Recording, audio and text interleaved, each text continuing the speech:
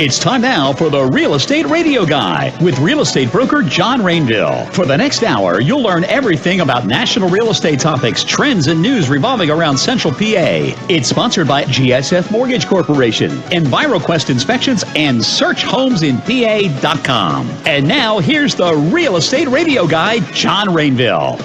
Hey, good morning, everybody. It's a wonderful day out here in Pennsylvania. Very green on the way in today, wasn't it, Kingsley? I mean, it's really starting to green up down here in our area. It's beautiful. I can't complain. Although I wasn't expecting the thunderstorm last night, so as I woke up at 3 o'clock in the morning and realized the windows were down in my car.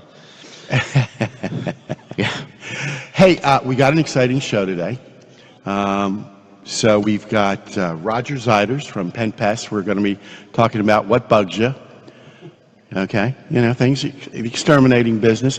Interesting things. I had a chat with him the other day on the phone, and certain things that I thought they did, he says, no. So I learned something already. So that's going to be interesting. And then, of course, later on in the show, we're going to have John Stas from EnviroQuest.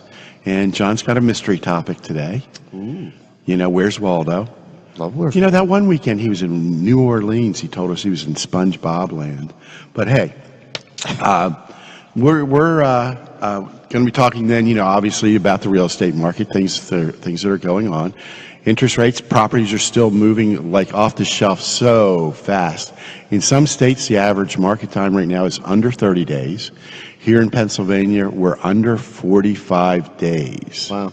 That's huge. Huge. Well, and people, when you tell them to buy and put an offer in, they kind of drag their feet, and they're finding out real quick that those houses are going off the market. Oh, yeah. Or in multiple offer situations, and they still think they're able to put in, $50,000 under market value. It's just not working. Right. They're finding out that the house that they look at today, somebody looked at 2 days ago, and they're writing an offer on it. So you got to move fast. There's so little inventory. We had a client, I want to say about a week ago, and it was one of those perfect HUD homes. We've talked about it many times. Take advantage, jump on it. And there was just one little thing, little issue wrong with the house, and they dragged their feet, and it was gone. Yeah. And that was a house that probably had, after you did maybe $10,000 worth of work, probably about $60,000, $70,000 in equity net. Really? That was a good one. Why didn't we buy that? Oh, damn. Al, we could have written it up. Our producer's got a lot of money he hid under his mattress. Oh, see, I didn't know that. Now I'm going to say, yeah. He's laughing over So we're paying him too much then, I guess is what we're doing. Yeah, I know. Big Dog Productions back there. All right. Well, I see we've got a good bit of listeners on our Facebook page. And, hey, I appreciate you guys there. Please share us out there so we continue to grow. We had a good show last week. Over 400 people, watched our entire video last week. And next week, I believe, hopefully, I believe, I'll see what I can do. We've been playing with some software to at least maybe make this Facebook experience a little bit more, I don't know, a little bit flashy. More flashy. There you go. Sexy. There you go. Yeah, we're going to look more like a TV show on there. Exactly. Yeah, it's going to be really cool. Yeah. We've got some software and hardware and stuff we get to play with this week and see if we can get it all to work together. So yeah, I know. It's going to be so cool. I'm looking forward to it. All right. Well, I see Mr. Frundell's watching us. Sarah Smith is up in the Poconos. My sister Rain's on there. Wow. Thanks, guys. All right. So we've got Roger Zeiders from Pen Pest sitting on the phone right now, and we're going to bring Roger on. Roger, are you there? Yes, I am. Good morning. Good morning. How are you doing this morning? Doing well. Good talking to you. Yeah, it's good. Fantastic. So can you tell our listeners a little bit about yourself and Pen Pest? Because I wasn't really aware until I went to your website, was pulling things up, that you guys are family owned and operated, and your coverage area and that. Can you tell us a little bit first, before we get into things, just about you and Pen Pest? Sure. Well, my sister and I actually own the company, so that's the local family-owned company base. We took over the company back a little over 7 years ago. I've been doing phenomenally well since then. But our experience goes back all the way back into the 80s. Give you an idea, age here, about 32 years ago, first job I ever had was drilling holes for termite work. So the experience goes back a little ways, and my sister actually has more experience in the business than I do. At that time, she was already the Pennsylvania Regional Secretary for that same big company. Wow. So we go back a little ways. About 7 years ago or so, we took over Penn Pest and have just been exploding with it, doing very well. So what area here, I mean, you know, we're based here out of central Pennsylvania. What areas do you cover? Well, we primarily cover the distance between like Palmyra and Carlisle, that general vicinity. Okay. And now do you go down to York, to the south? How far do you go south? Well, we'll go down into, well, we primarily try to stay in Dauphin, Cumberland County area. Okay. We'll dip a little bit southern, a little bit south of there, but primarily we'd like to stay in the Dauphin, Cumberland counties. Okay, so like Lewisberry, Adders, that's in your realm. Yeah, that's about as low as we'd like to go, yeah. Okay. And there's a hillbilly upcharge for Lewisberry? Not quite, no. So, Roger, how did you get started in this? Were you just one of those kids with the magnifying glass burning the ants on the sidewalk in the summer? How did you really, you know, get attracted to the pest business and that? Well, it's as simple as it was one of those things that sounded like a good idea at the time. Because my sister was already working for the company, she actually got me my first job when I was 16. It was a summer job drilling those holes for termite work. Later on, when I got out of the military, went back to work for that company for a while. So that kind of experience just kind of developed and grew over the years.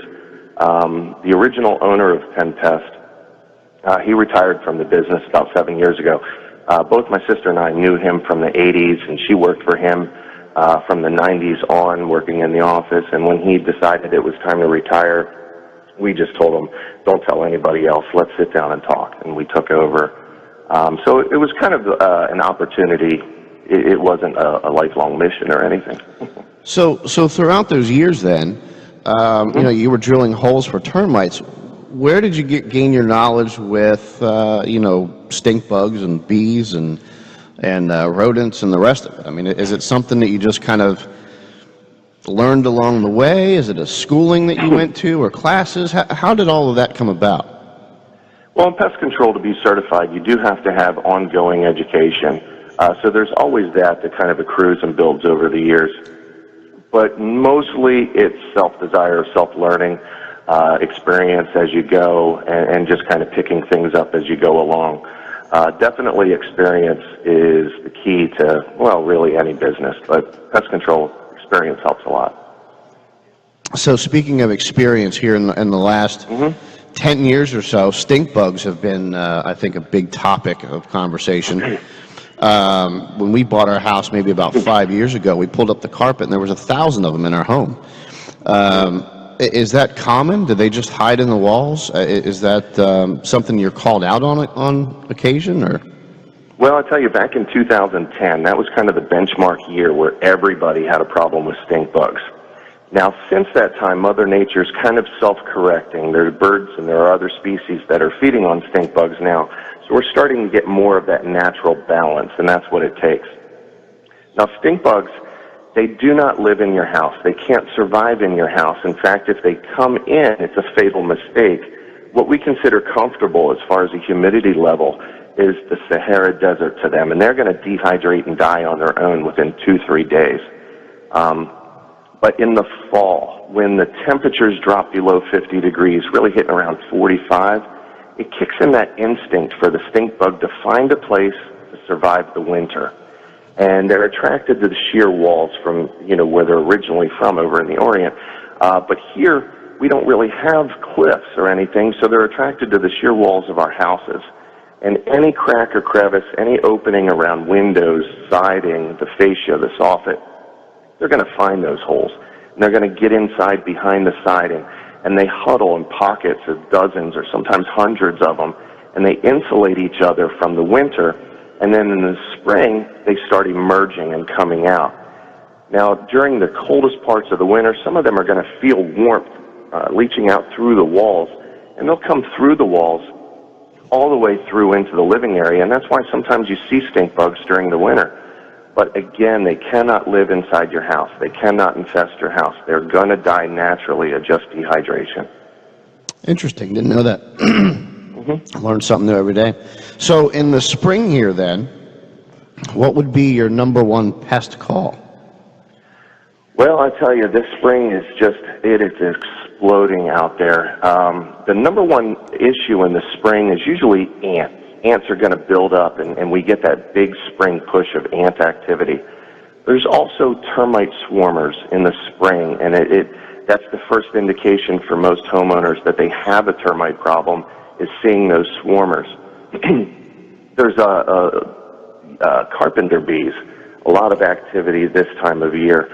But I tell you, this year is just phenomenally large. There's just an overpopulation of everything outside. And it really stems from the climate is changing.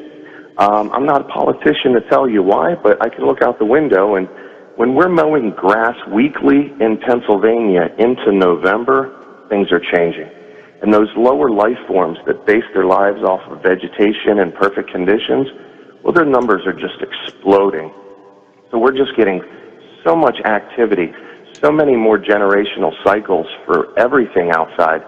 And there's just an overpopulation of everything, from the smallest of the ants all the way up to a black bear. There's just literally more of everything.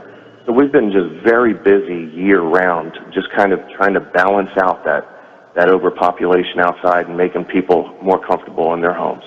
So you obviously come in to try and handle some of these pest issues. Is it done chemically? Are there natural alternatives? Are there...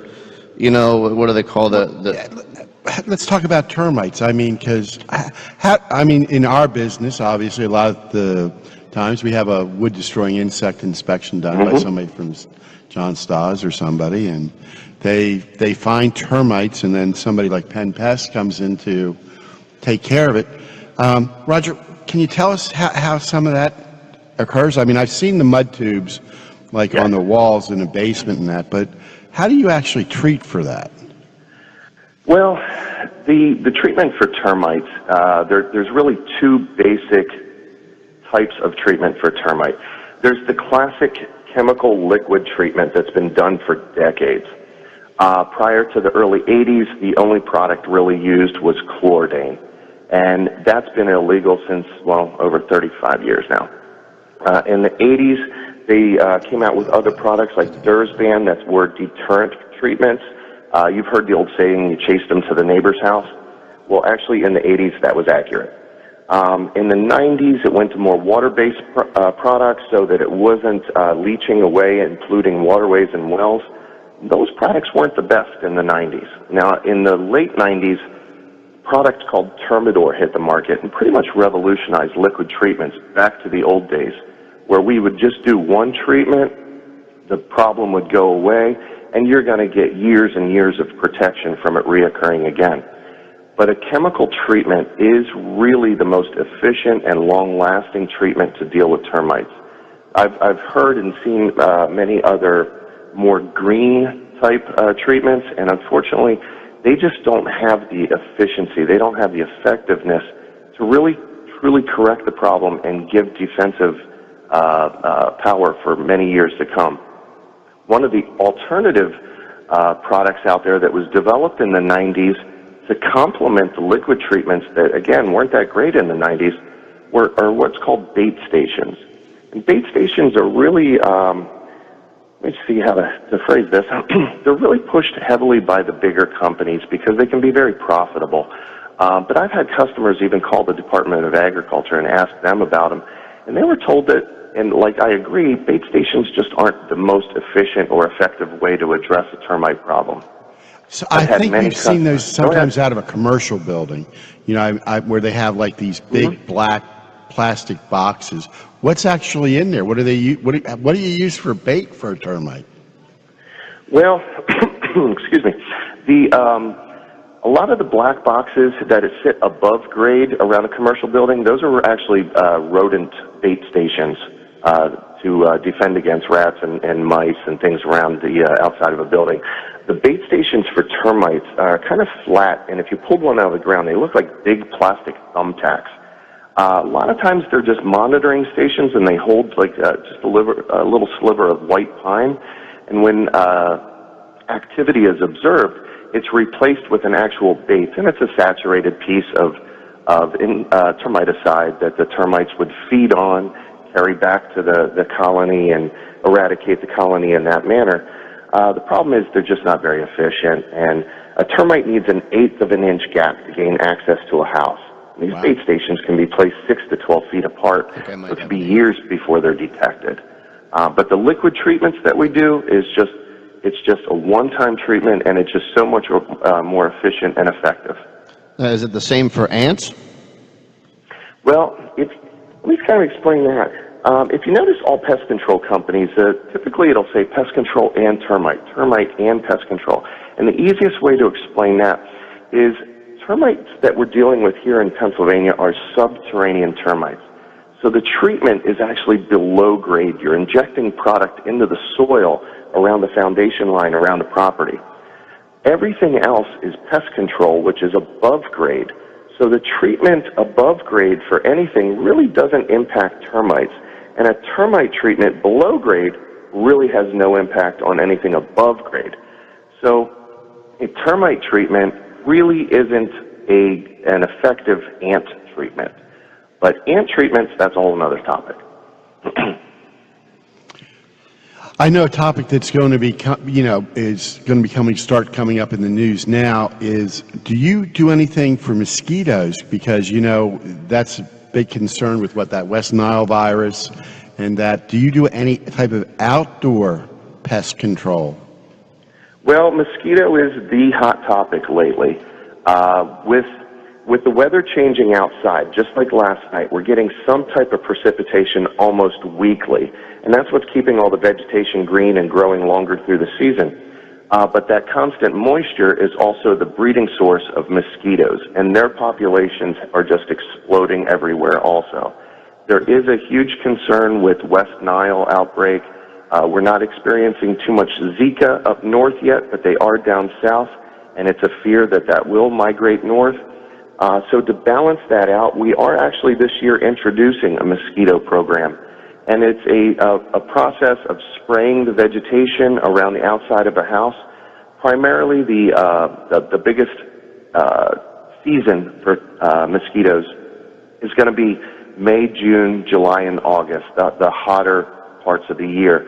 So we're introducing a mosquito program for those 4 months, and it's a monthly program that treats the outside perimeter of the property to balance that overpopulation of mosquitoes, to give people relief so that they can go back out into the backyard and enjoy their backyard a little bit.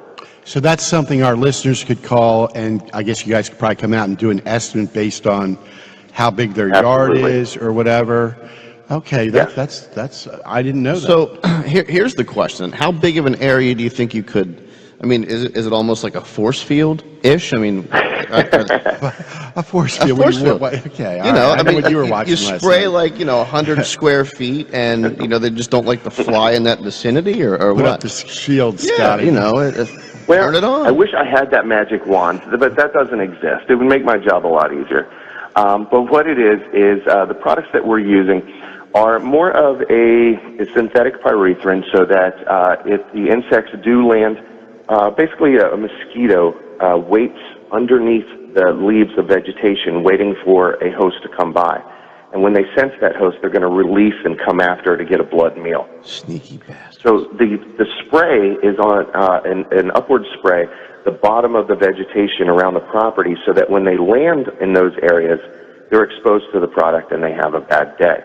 We also mix in a insect growth regulator that restricts their ability to reproduce and mature and breaks down the reproductive cycle. So all of this combined reduces the populations around the house to make it much more enjoyable. I know another, problem that I worry about at my house is ticks. Is that, can you do anything for that? I mean, we're like, I have used my little indentured servants, to make sure we get rid of all the leaves or anything that anywhere near the house because we have 2 dogs and I just don't want the ticks. You let them out of the basement?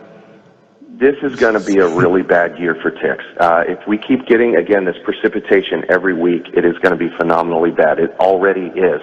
We're already getting a lot of phone calls of tick activity and people asking what can be done. And it's really a twofold process.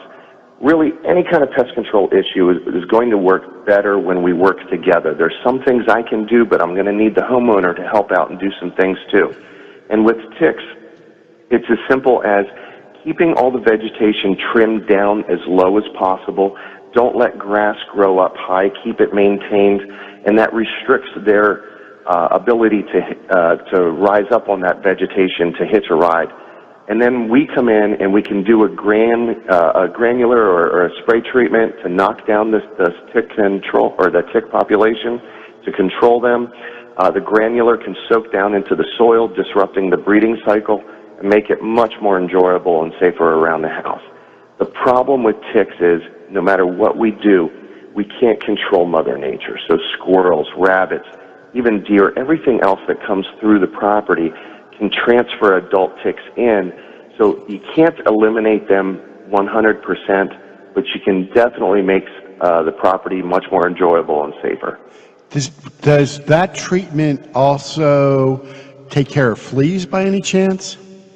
It will have that effect, yes. Yes. Okay, so it's like a twofold. It probably takes care of some other pests. So it sounds like I need Absolutely. about 5 different sprays for my backyard to just spray everything down, and then hopefully everything will just be gone. At least Well, in that that's little, something we can that talk little about. section. I think it's like in Mexico. I think you have to have the guys come around with that fogger every morning. Yeah, I don't know how that's going to work. So my big issue, and I'm lucky enough not to have the ticks and everything, but I have actually come up with my very own method of combating borer bees, carpenter bees. Okay, go ahead. So I went out to the dollar store and I got one of those big, long, yellow wiffle ball bats. And That is the typically, most entertaining way to do it. I agree. and like every day, I go out and have some batting practice, and maybe 5 or 6, in a little segment. The problem is they just come back. They hover. So they're in the wood. How do you get rid of these things? I mean, if they're in the wood, do we have to inject the wood or I usually just chew some gum and then stick it in that hole once the bee goes in there. so? That could be a temporary effect, yes. Let me explain carpenter bees real quick, and then it makes sense of what the treatment is. Every spring, we're dealing with female carpenter bees that are boring holes into the wood and laying a series of eggs, each one barricaded off with its own food supply. So you see a lot of spring activity with the carpenter bees. Then in midsummer, you don't see so much, and then at the end of summer, you start to see the activity again. Well, the end of summer activity, those are the hatchlings coming out. Now, the next spring, we're going to have multi-generations coming back, reusing that same board, that same hole sometimes, and expanding the boring, the bore into the wood. So every year it compounds and gets bigger and bigger, and that's why it just doesn't go away. So what can we do about it? Well, one of the ways is to dust inside those holes so that when the bees go in or then come out later, they're exposed to the products and they have a bad day. But that doesn't stop a new bee from coming and boring a hole right next to it. So one of the other things that we do is a liquid spray around the exposed wood, around the active areas. That way it protects the boards that haven't been drilled into yet. So that is the most effective way, is a combination or the liquid spray, depending on the situation. But timing is critical. And had we had this conversation and did a treatment 2-3 weeks ago, we would have really good results. But every week that goes by now, we've already missed some of them, and those females have already laid eggs inside the wood. So there's really not a whole lot we can do about them, except hope for some results at the end of the season. But that early spring treatment before the bees show up will have phenomenal results through the whole season then. And then it would cut down the population going into the fall as well. Oh, absolutely, absolutely. Yeah. So at what point, I mean, these borer bees, I mean, it's not exactly a termite, but, you know, after you get, what is it, different families? I mean, you go outside and on the deck, it seems like there's 4 different, you know, bees hovering there. Oh, and just well, kind of protecting their hole, so to speak. Well, there are males and females, and they're doing their dance out there, and then the females are fertilized, and that's where she's boring the holes to lay the eggs. And every year, again, you're getting that multi-generation coming back, so every year it does get bigger and bigger. They're all the same kind of bloodline, but they just keep expanding. It's kind of like a salmon going back to the same little stream to spawn. They're going to come back and reuse that same board. But a proper treatment, you'll have really good results. Absolutely. The other thing to keep in mind is the male carpenter bee does not even have a stinger, so they're really harmless. The female does, but you really have to earn to get stung by her. You can smack her out of the air with your hand, and she's just going to fly away. They're not aggressive at all. So a bat would do it too. Oh, yeah, that's the entertainment factor. Yeah, absolutely. and you couldn't see it, Roger. I was showing him something that I'd found on the internet. It's like a salt gun that you can use to shoot flies out, you know, out of the air at your house. You know, you fill it up with table salt, and then it shoots them down with it. That's interesting. But, you know, it's brought up an interesting topic. What about house flies? Is that something that somebody would have you come out to take care of? Because I know sometimes they get pretty bad.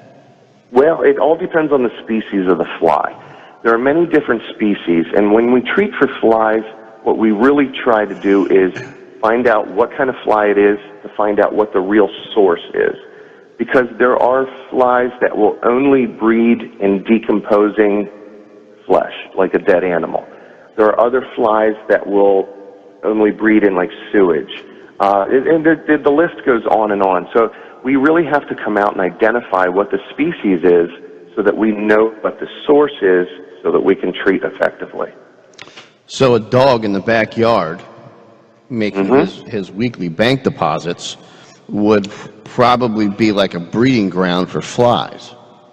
For specific species of flies, absolutely. And when we come out and take a look and say that we have soldier flies, then yes, we have a backyard waste problem. We correct that, we correct the fly issue.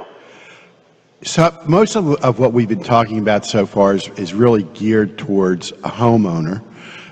Yes. But I'm assuming that you also do commercial work too, correct? That is correct, yes. We do many different commercial types of all types, large warehouses to countless restaurants, churches, daycares, doctors' offices, everything in between. And I know you and I were chatting the other night because I thought some things were things that you would take care of, and you told me, no, that's wildlife. So yes. What sort of things, all right, so rodents like a mouse or a rat you would take care of, or is that wildlife? No, once they infest inside the home, that's a pest control issue. There is a big difference between wildlife and pest control, and there are some companies that dabble in both. I'm a company that specializes in pest control. There are companies who specialize just in wildlife. Honestly, I just stay too busy doing what I'm good at to babysit a trap trying to catch a squirrel. What if it's in the house? But when we get into squirrels and groundhogs and skunks, and that's just wildlife, and it's better left to handle by somebody who specializes in that. Fair enough. Yeah, that makes sense. Yeah, I mean, I had an apartment building where there was a squirrel living up in the ceiling, and I had no way to get it out. Yeah, They can cause thousands of damage, absolutely. we've had bats in one of our rental units, and now that's a protected species, you know. Bats is a protected species? Bats is a protected species, buddy. They are very beneficial. The mosquito control that they give is so beneficial to the area. And again, the natural way of dealing with things is always the better choice. But when that doesn't work, then you need the prescription strength of a real pest control company. So, if you don't mind, I want to go off topic just a hair. Maybe Sure. You've seen on the news recently that the bee population especially in our area, but mainly around the world, has really dropped. Yeah. Does that in any way? I mean, we all know the implications of not having bees in the world, but has pest control or different products when they go through and use different chemicals have any sort of effect on this population? And when you pick a chemical, are things like that thought of in the background? Absolutely, everything is always thought of in the background, and the biggest thing we try to do is try to effectively control the actual target pest and have a reduced or no impact on anything outside that target. So when we do a treatment, we definitely are keeping honeybees in mind. I personally use honey every morning, so it's vital to my life too. I've read many reports on what is causing colony collapse of the honeybees, and it goes back and forth to many different ways, and pesticides are part of that list, and it is something to be concerned with. So we don't arbitrarily, and like you mentioned before, walking around the property with a big fogger, just fogging everything down. Well, that has huge secondary impacts, and that can really affect the bee populations. So we definitely take that in mind. We treat according to control the target, but we don't over-treat that we have that secondary impact. That's vital to our environment. Another question, what about bed bugs? I know Al here wants to know about bed bugs. Well, that's a topic we could talk about for hours on just that. Is there something specific that you want to touch? Usually I see it like when it comes on the news that, some hotel or motel, that all of a sudden they've got a bed bug infestation. That was a big issue in New York City for probably a good year or two, and we were afraid to go to any of them because of that issue. Really? Now, do people get them in their houses too? Absolutely. I have treated everything you can imagine for bed bugs. I've treated doctors' offices, retail stores, commercial office cubicles, 50 some of them at a time, countless homes, from anything from assisted living all the way up to multi-million-dollar estates. I've treated them all for bed bugs. Bed bugs exist. We cannot avoid them. Where do they come from? They're not on. Well, as long as man has had a bed, we've been dealing with bed bugs, and that's just a fact. They were something that was just kind of normal, like going out and getting bit by a mosquito. It was just something that exists. And prior to our generations, prior to World War II, those things were everywhere.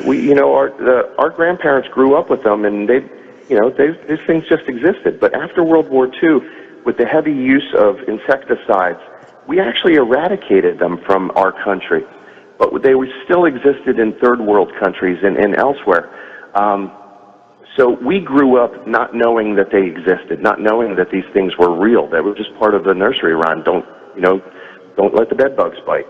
But in the 90s, when the economy started to explode and worldwide travel just became the norm, and business travel and all of this intercommerce travel through the country and through the world brought bed bugs back into the United States at a time when we couldn't use those heavier products that were used in the 40s, 50s, and 60s and 70s.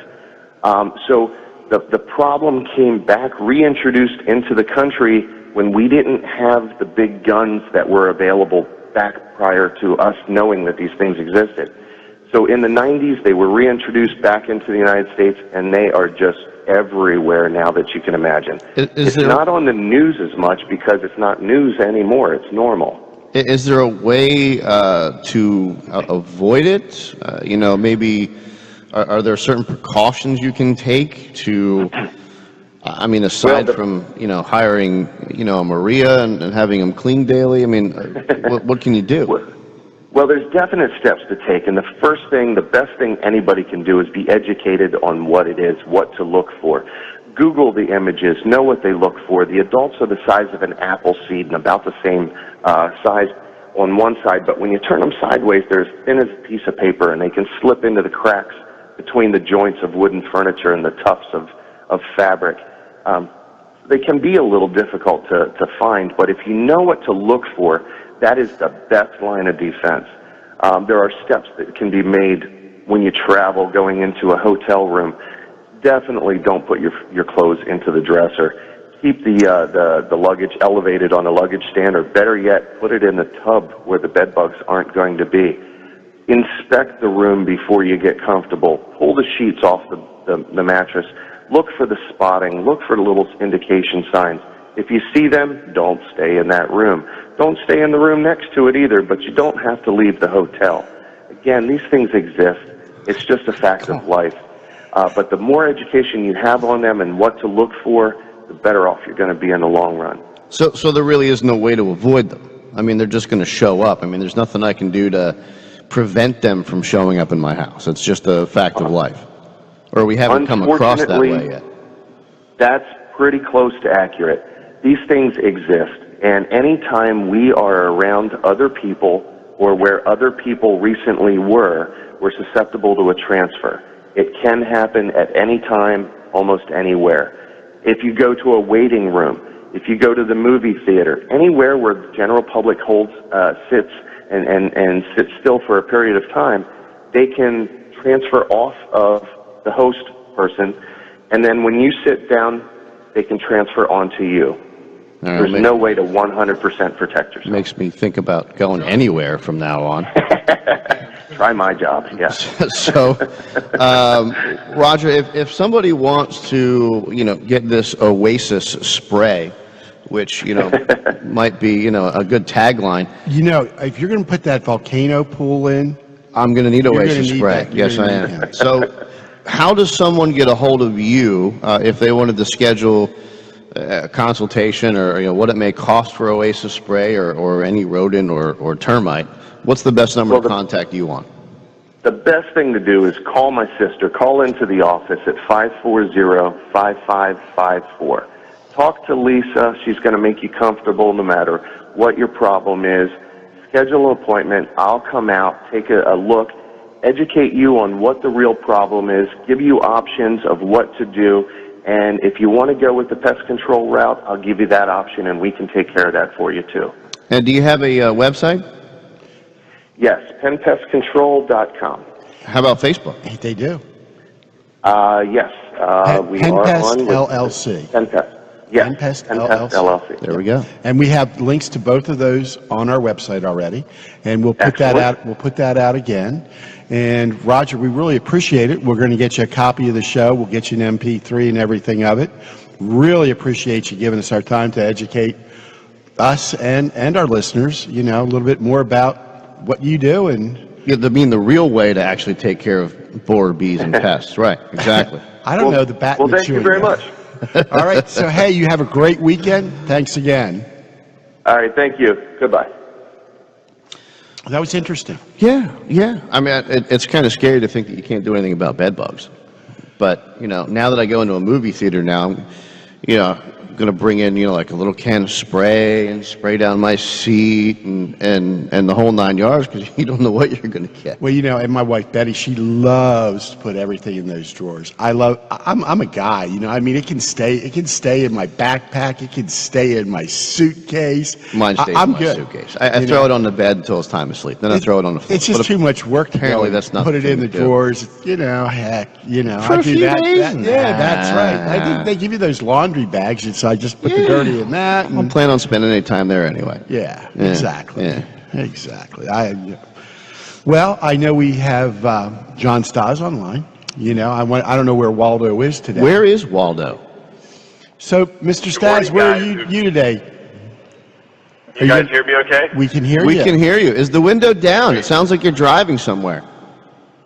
I am. Wow. The window's up. Oh, the window's up. Boy, I got to hear that Batman hearing.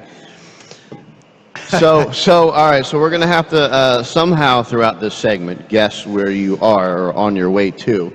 And the only reason we got it the last time was because you had your GPS way up.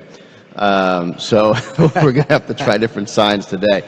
I understand we've got a mystery segment today. Now he's going to actually talk about what he does in a home inspection, looking for like termites and things like that. Isn't that right, John?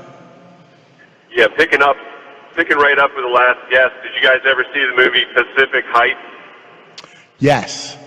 It's a great real estate. For anybody who's a landlord or dealing with a pest control subject, you got to watch that movie.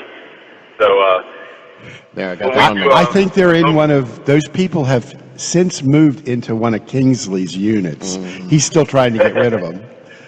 Unbelievable. Seriously. Maybe there's some tips on this show on how to get it to work, except the laws, I think, have changed since. If you haven't seen it, you got to Netflix it this weekend. All right. Okay, there's a clue. 18-wheeler. So when we do a home inspection, we're going into a home where we may not have information from the seller. We don't have any of the paperwork regarding whether it's been treated before. So we got to pay real close attention to what we can visually see at the property. So we look on the outside of the home. We this time of year especially, the termites are coming out. The warmer weather, they're coming up to the surface. So when we do a home inspection, we'll go through the mulch on the outside, and a lot of times if the house does have a termite infestation, we'll dig through the mulch and we can actually find the termites, in the tan bark or whatever mulch they have on the outside. Interesting. Now, my mother was just over last night and picked up this little bug and said, looks like a termite. I kind of threw it out. I didn't get a chance to really get a good look at it, but You better get John to stop. I might have to look a little closer tonight. So inside, what are some of the signs that you're looking for some of these wood-destroying insects? Yeah, so on the inside, if the basement's unfinished, we'll look really carefully at the band joists and the structural members that are exposed, the wood structural members. We'll look for signs of what are called mud tubes. And what the mud tubes are, that's a pathway that the termite colony will make. They don't like light, so they'll tunnel through the wood, and they'll make these mud tubes to keep them in the dark, so to speak, as they make their pathway to find their food sources, which would be the house. So we look for these mud tubes. One of the interesting things about termites is if you cut a tree down, you have the rings on the tree. They'll dig between the rings. They won't go through most of the time they won't go through the actual ring part. So they'll go long ways through the wood.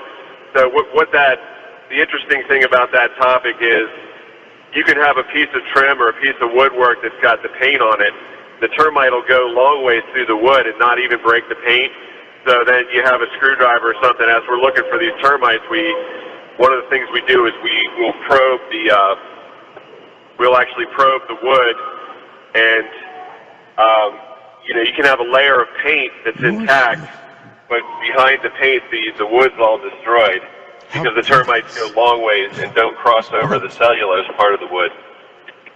That's like 2 devious bugs now. Yeah. Yeah, I mean, just kind of staying under the radar. Yeah. Not cool. Yeah, they stay under the radar. And another thing we look at is we'll, carefully examine the home, go up in the attic, go in through the basement. Sometimes you get some debris in your basement. We'll find little piles of, bug parts from, spiders, various bugs in the house. And we look through those really carefully to look for signs of ants that may be like carpenter ants, wings from termite swarmers. So we'll look at those real carefully to look for any signs of wood-destroying insects in the home. One of the things we look at is if we find carpenter ants, dead or alive anywhere in the house, that's a good sign that the house may need to be treated for carpenter ants.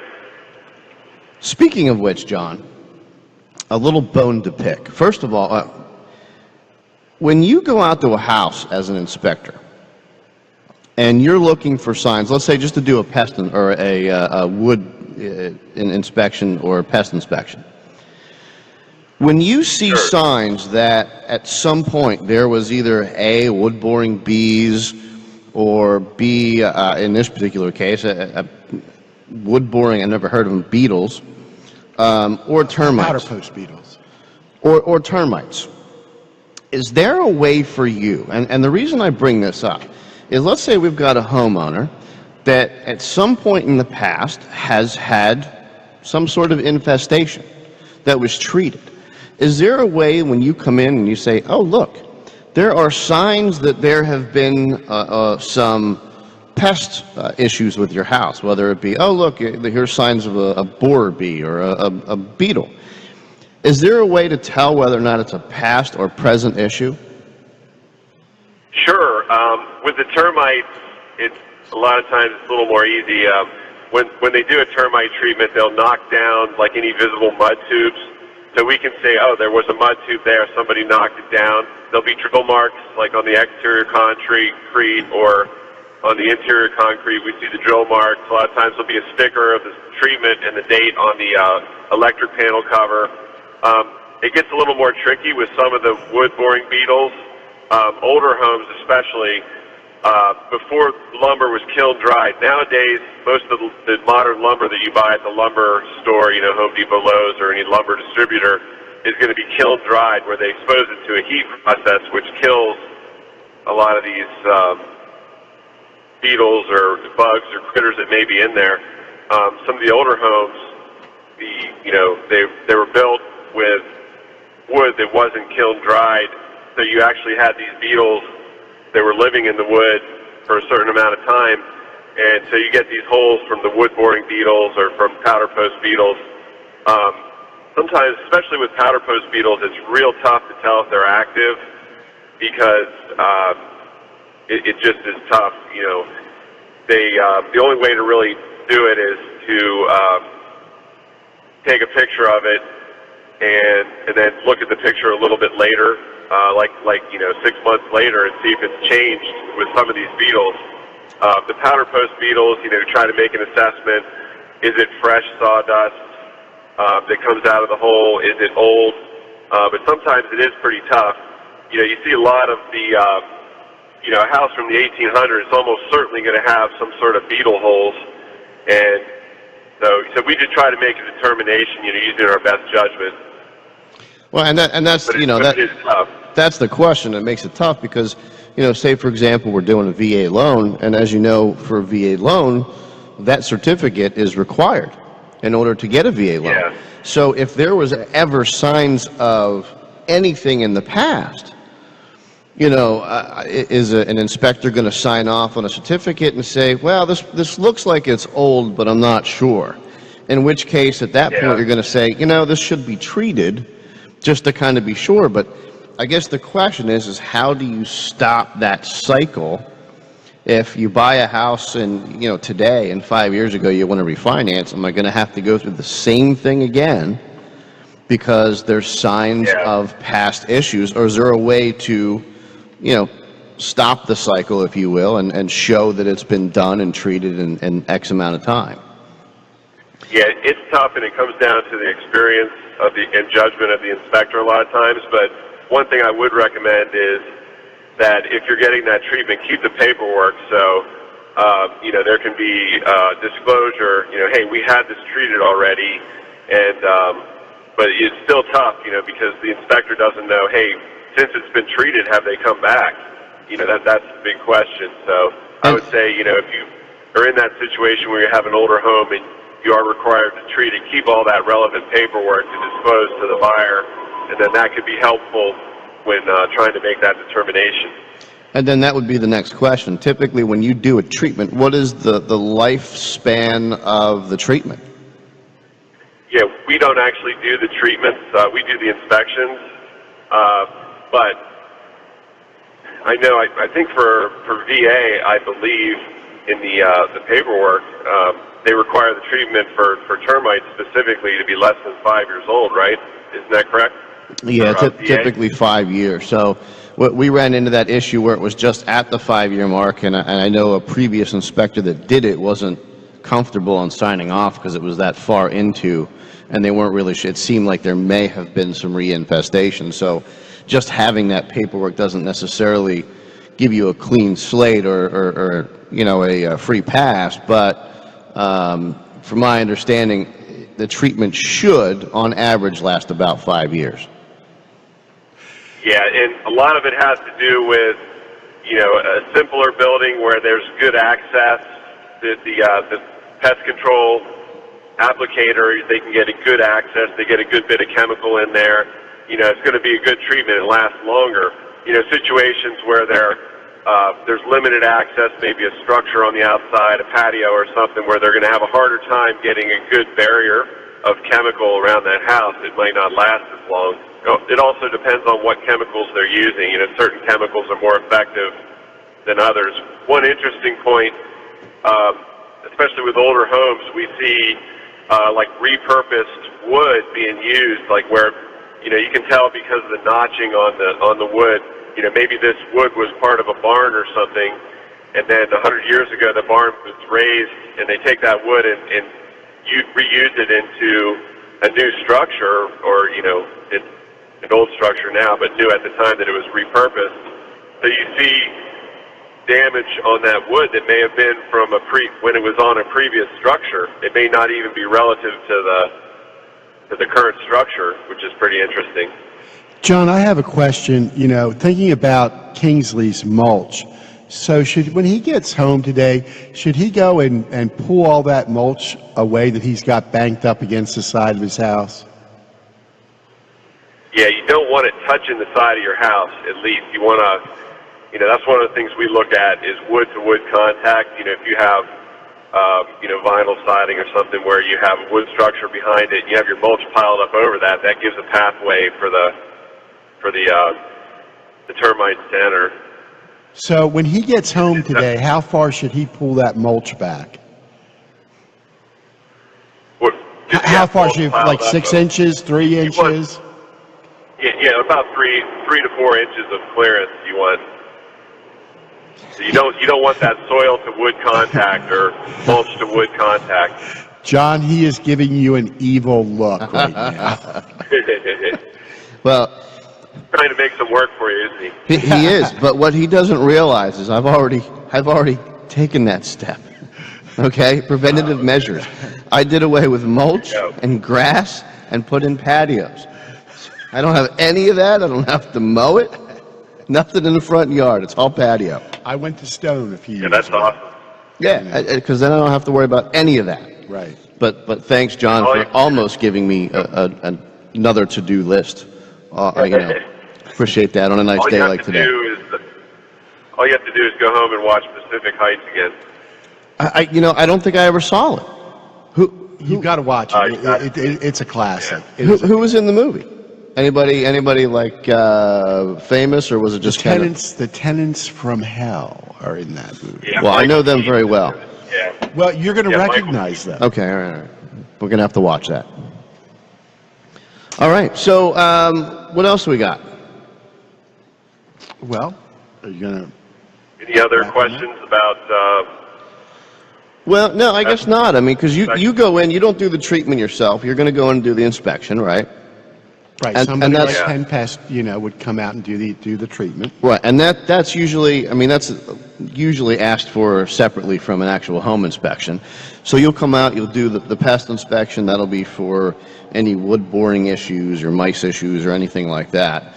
And then, of course, you would recommend service based on what you saw, if there was any. Otherwise, you would sign off and we would be good to go. So, Sure. Yep. It's kind of scary because, as you say, you've got these termites under the trim and you don't even notice that they're there. So it's almost like you have to be an inspector to find these signs. So if you think that, or you see a termite or a wood-boring insect or something to that effect, as untrained as our eye is, chances are there's something there. Yeah. You might want to have it looked at by a professional. And John, what is the best phone number? I mean, especially this time of year, I can't imagine that you've got a whole lot of free time, but let's get something scheduled in there. What's the best number to call you and schedule a time to come out and look at it and give them a second eye? Sure. Phone number 717-233-6144. And the homeowner tip of the week for this week is this time of year, you want to look for what's called swarmers for termites. If you have them inside your house, it means you're definitely need treatment. A lot of times you just find these, looks like a whole bunch of little wings from the termite swarmers. So if you have that, you definitely need to call a treatment company. All right. Hey, John, you have an awesome weekend. Thanks again. We really enjoyed it. Yeah, it was actually very educational this week. So, bugs, pests, Oasis spray. I think we ought to call it Kingsley's Oasis spray, and then we can get residual off of that. There you go. Yeah. So, what are we talking about next week? Do you have any ideas? It's the broker show. So we're gonna be talking about things like how to get rid of your private mortgage insurance, things like that. You'll be welcome to call in and ask me any other questions, because I think Kingsley's going to bail on me. He wants to go party in the Riviera next weekend. Yeah. No, is it next weekend? No. Next weekend's the 6th. I think we've got a different show. It's the weekend after that. Oh, it's the weekend after that. Right. Okay. And this is coming from somebody that's going to be bailing on me for 2 weeks. So That's right. yes. So this will be like a fun month. It will be. Yeah, a little bit carte blanche, if you will. Well, what you sign us out Eh? this weekend. See if you can remember it. Real questions, Yep. real people, real answers. Works. Yeah? Close enough. All right. Till next week, guys. Thanks. Thanks. 300.